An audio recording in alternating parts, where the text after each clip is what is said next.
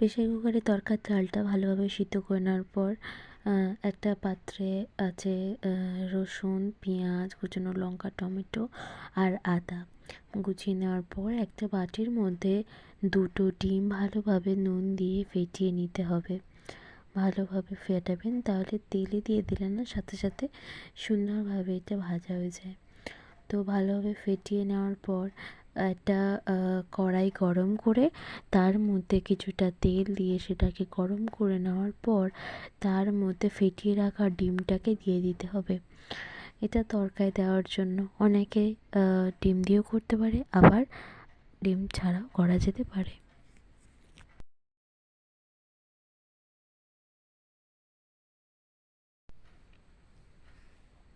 ডিমটাকে উল্টে পাল্টে ভালোভাবে ভেজে নিতে হবে হালকা করে, তারপর খুন্তির সাহায্যে ছোট ছোট টুকরো করে নিতে হবে।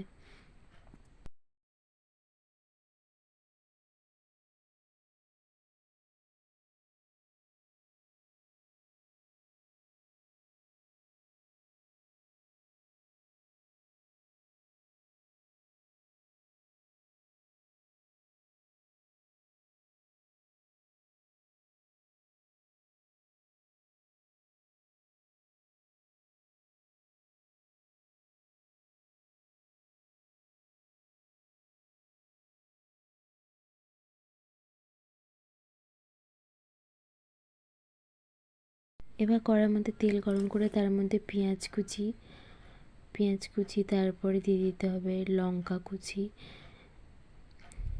দিয়ে ভালোভাবে নাড়াচাড়া করে নেওয়া, তারপরে দিয়ে দিতে হবে টমেটো কুচিগুলো ভালোভাবে নাড়াচাড়া করে এগুলো যখন বেশ মিডিয়াম ফ্রাই হয়ে আসবে তখন এর মধ্যে অ্যাড করে দিতে হবে আদা রসুনের পেস্ট ভালোভাবে দিয়ে দেওয়ার থেকে ভালোভাবে কষিয়ে নিতে হবে। পেঁয়াজ, টমেটো, লঙ্কার সাথে সাথে আদা রসুনের পেস্টটাকেও কষিয়ে নিতে হবে যাতে না আর কাঁচা গন্ধ বেরোয়। এবারে এগুলোর মধ্যে একে একে অ্যাড করতে হবে হলুদ গুঁড়ো, লঙ্কা গুঁড়ো, জিরে গুঁড়ো দিয়ে ভালোভাবে নাড়াচাড়া করে নেওয়ার পর এখানে দিয়ে দিতে হবে আমাদের মেন ইনগ্রিডিয়েন্টস তরকার ডাল এর মধ্যে দিয়ে দেওয়ার পর ভালোভাবে নাড়াচাড়া করে নিতে হবে।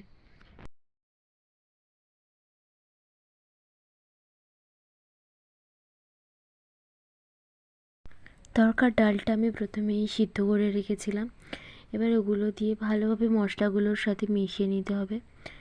এগুলো ভালোভাবে মিক্স হয়ে যাওয়ার পর এর উপর একটু সামান্য নুন, স্বাদ মতন আপনার টেস্ট অনুযায়ী আপনি নুন দিয়ে দেবেন।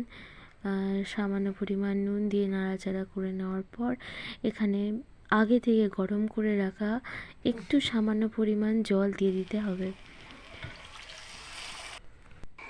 এবারে আগে থেকে ভেজে রাখা ডিমগুলো এর উপর দিয়ে ভালোভাবে নাড়াচাড়া করে কিছুক্ষণের জন্য ঢাকা দিয়ে রেখে দেবো।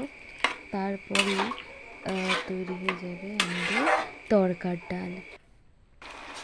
এই যে ফুটে গিয়েছে, রেডি প্রায়। এবার এর উপর দিয়ে দেবো তড়কা মশলা আর এর সাথে অ্যাড করে দেবো সামান্য গরম মশলা, তারপর নাড়াচাড়া করে ব্যাস গরম গরম সার্ভ করুন তরকার ডালনা।